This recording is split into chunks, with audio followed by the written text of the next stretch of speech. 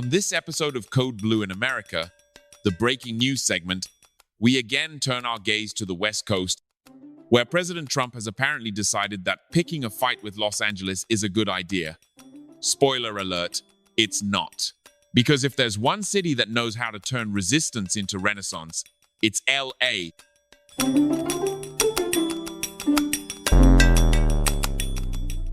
Let's dive in.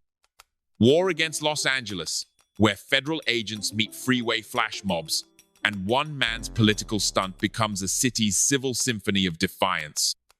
President Trump collides with a history that didn't begin in 2025 but dates back to 1925, marked by a legacy of protests, the birth of some of America's most notorious and powerful movement groups, and the most defiant rallies against authority.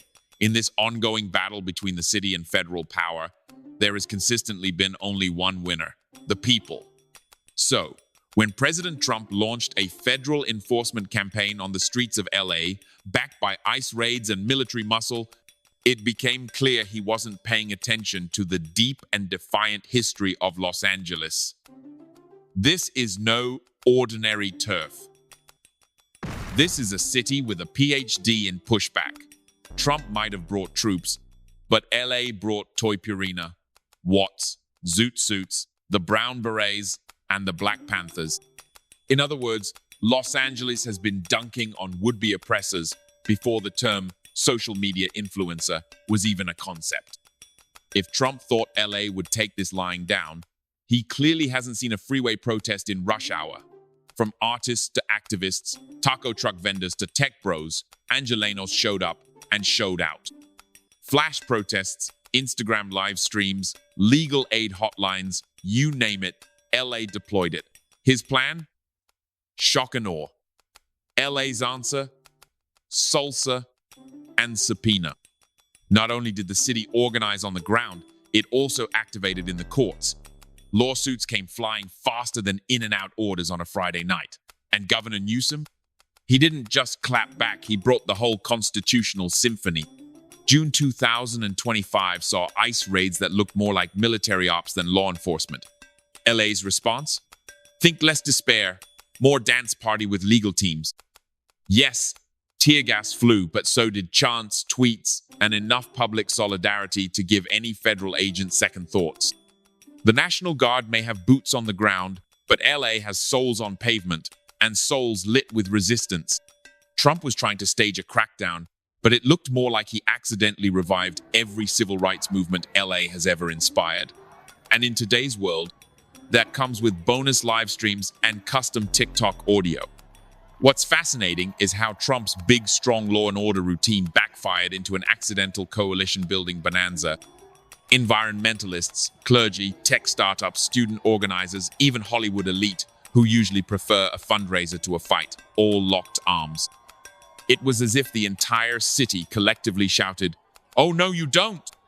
And with every overreach, every ICE van, every Marine in camo, Trump managed to do what many activists have tried and failed to do for decades: unite LA's famously fragmented political spectrum into one loud, unwavering hell no.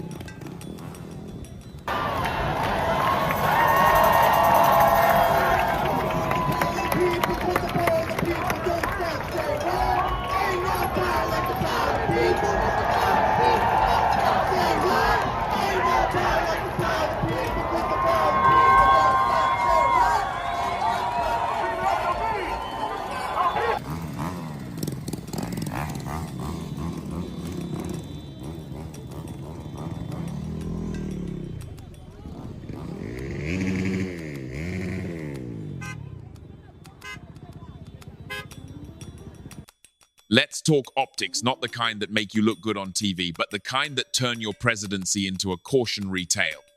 Images of ICE agents bundling up workers in broad daylight, helicopters circling schoolyards, and Marines patrolling Boyle Heights.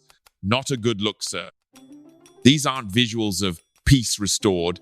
They're straight out of a dystopian Netflix pilot that no one asked to be renewed. Even international watchdogs chimed in, branding the move authoritarian cosplay. The PR damage. Let's just say Trump's approval rating in LA is now somewhere between smog and parking tickets. The final kicker? Trump has reignited a legacy he clearly didn't study.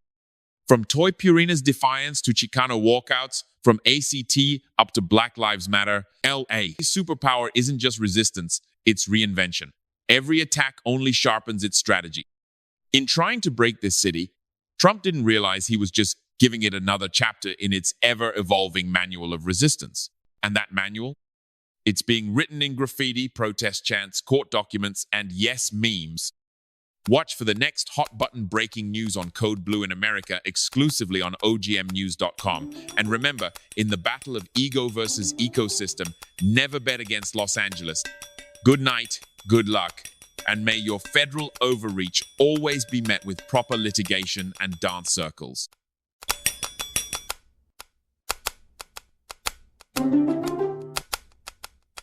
Thank you.